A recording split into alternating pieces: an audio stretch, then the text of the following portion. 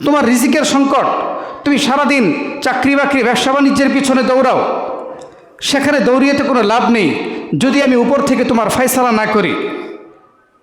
এই কারণে আল্লাহ তাআলা বলছেন, আলা মিন মুস্তারজিকিন ফারযুকহু, আছো কি কেউ কোনো রিজিক তালাশকারী, আমি তাকে রিজিক দান করব।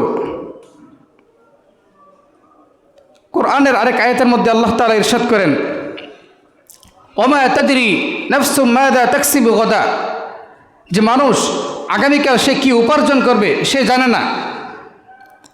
আগামীকাল কি উপার্জন করবে এটা সে জানে না। ওমা তাদরি নাফসুম বিআইয়ি আরদিন তামুত, এবং মানুষ পৃথিবীর কোন প্রান্তরে সে মৃত্যুবরণ করবে এটাও সে জানে না। আচ্ছা, একটা সাধারণ প্রশ্ন আপনাদের দিকে ছুড়ে দেই, যদি আল্লাহ তাআলা কোনো বান্দাকে না খাইয়ে রাখেন অথবা তার জন্য আগামীকাল কোনো রিজিকের বরাদ্দ রাখেন নেই, এটা কি আপনি আমি বলতে পারবো? বলার সুযোগ আছে? সুযোগ নেই। জানি আমরা, এটাও জানি না আগামীকাল কি উপার্জন করব।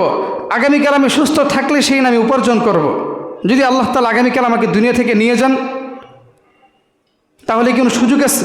কোনো অপশন নাই। এই কারণে 5টা বিষয় আছে যেটা আল্লাহ তাআলা গোপন রেখেছেন।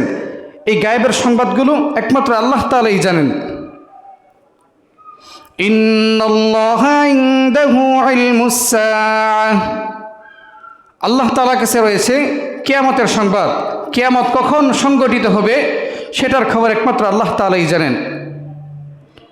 ওয়া ইউনাজ্জিলুল গায়থ, এবং তিনি আসমান থেকে বৃষ্টি বর্ষণ করেন। তিনি কখন বৃষ্টি বর্ষণ করবেন একমাত্র তিনিই ভালো জানেন। কারণ অনেক সময় আকাশ মেঘাচ্ছন্ন থাকার পরেও বৃষ্টি হয় না, মনে হয় আকাশটা এখনই পুরা অন্ধকার হয়ে মুষলধারে বৃষ্টি বর্ষণ করবে, একটু পরে দেখা যায় বাতাস এসে আকাশটাকে পরিষ্কার করে দিয়েছে।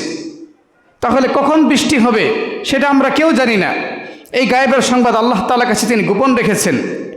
এবং কখন কিয়ামত সংঘটিত হবে সেটাও আমরা জানি না। ওয়া ইয়ালামু মা ফিল আরহাম, এবং মাতৃগর্ভের মধ্যে আল্লাহ তাআলা কি রেখেছেন এটা একমাত্র আল্লাহ তাআলাই ভালো জানেন।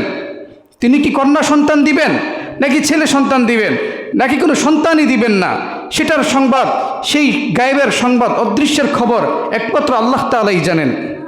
পৃথিবীর কোনো যন্ত্র নেই সেটাকে বের করতে পারবে।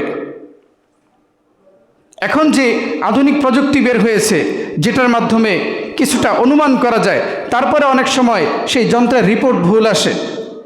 ডাক্তার রিপোর্ট দিয়েছে আপনার ছেলে সন্তান হবে, জন্মের সময় দেখে মেয়ে সন্তান হয়েছে। হয় না এরকম ঘটনা? এরকম হয়।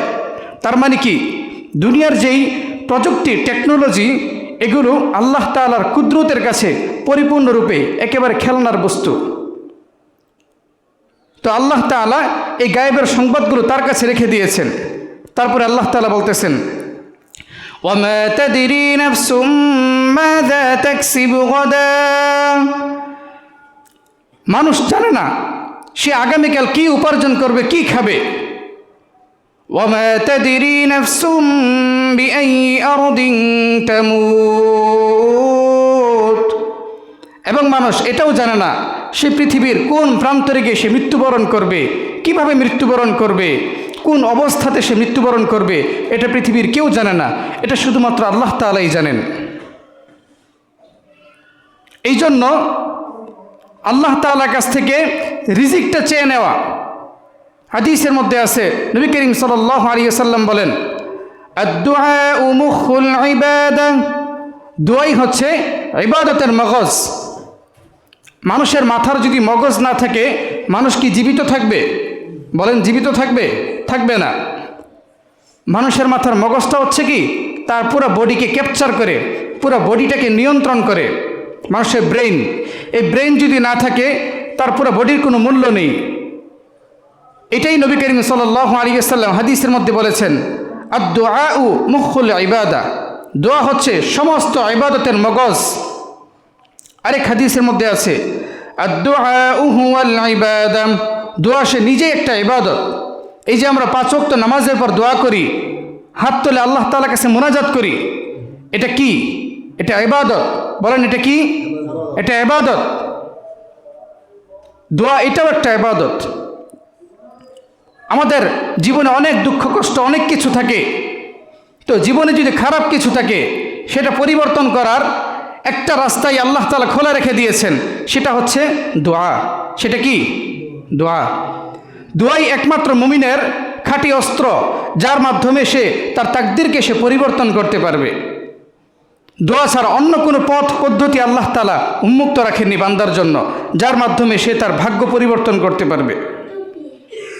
আমাদের জীবনে কত দুঃখ দুর্দশা, অনেক হতাশা, অনেক কিছু। কয়দিন আল্লাহ তাআলার দরবারে আমরা কান্নাকাটি করেছি, সেজদায় পড়ে কান্না করেছি, হে আল্লাহ, আমার রিজিকের অভাব, ঠিকমতো 3 বেলা খাবার সঞ্চয় করতে অনেক কষ্ট হয়ে যায়, তুমি রিজিকের কষ্টটাকে দূর করে দাও, রিজিকের সংকটকে তুমি দূর করে দাও। আমার এই সমস্যা, অসুস্থ হয়ে যাই, পারিবারিক সমস্যা, সামাজিক সমস্যা, অনেক ঝামেলার মধ্যে থাকি, প্রতিনিয়ত শুধু টেনশন না টেনশন মাথার মধ্যে থাকে, রাতে ঠিকমতো ঘুমাতে পারি না, এই সব কিছু থেকে তুমি আমাকে হেফাজত করো। এইভাবে পরিপূর্ণ অনুতপ্ত হয়ে একদম ভিখারির মতো ভিক্ষা চেয়ে কয়দিন আল্লাহ তাআলা দরবারে আমরা কান্নাকাটি করেছি? একটু হিসাব করি, কান্না করেছি। যদি পরিপূর্ণ ইয়াকিন থাকে আল্লাহ তাআলার উপর যে অবশ্যই আল্লাহ তাআলা আমাকে দিবেনই, এরকম যদি ওই ইয়াকিন এবং বিশ্বাস অন্তরের মধ্যে থাকে, অবশ্যই আল্লাহ তাআলা দিবেন, এর মধ্যে কোনো সন্দেহ নেই। কিন্তু আমাদের চাওয়ার অভাব, যেভাবে আল্লাহ তাআলার কাছে চাওয়া দরকার সেভাবে আমরা চাইতে পারি না, যেভাবে আল্লাহ তাআলার কাছে কান্নাকাটি করা দরকার সেভাবে কান্নাকাটি করতে পারি না। যদি আল্লাহ তাআলার কাছে কিভাবে চাইতে হয় সেটা যদি আমরা না জানি, না বুঝি, তাহলে ভিক্ষুকের কাছ থেকে শিখতে হবে। ভিক্ষুক যেভাবে ভিক্ষা চায় ঠিক আমাদেরকে এইভাবে আল্লাহ তাআলার কাছে ভিক্ষা চাইতে হবে। বলেন, আল্লাহ তাআলার কাছে ভিক্ষা চাইতে কোনো লজ্জা আছে? কোনো শরম আছে? আল্লাহ তাআলা ছাড়া কি আমাদের আর কোনো উপায় আছে? তিনি যদি তার দরজা থেকে আমাদেরকে ঘাড় ধাক্কা দিয়ে বের করে দেন, আর কোনো দরজা খোলা আছে যেখানে আমাদেরকে মুক্তি দিবে? আর কোনো দরজা আল্লাহ তাআলা খোলা রাখেননি। এই কারণে আল্লাহ তাআলা বান্দা যখন শেষ রাতে আল্লাহ তাআলার কাছে রোনাজারি করে কান্নাকাটি করতে থাকে, তখন আল্লাহ তাআলা তিনি তার রহমতের সমস্ত দরজাগুলো বান্দার জন্য খুলে দেন এবং বান্দা যা চাবে তাই বান্দাকে আল্লাহ তাআলা দিয়ে দিবেন। সেই ইয়াকিন এবং বিশ্বাস আপনার আমার মধ্যে অবশ্যই থাকতে হবে।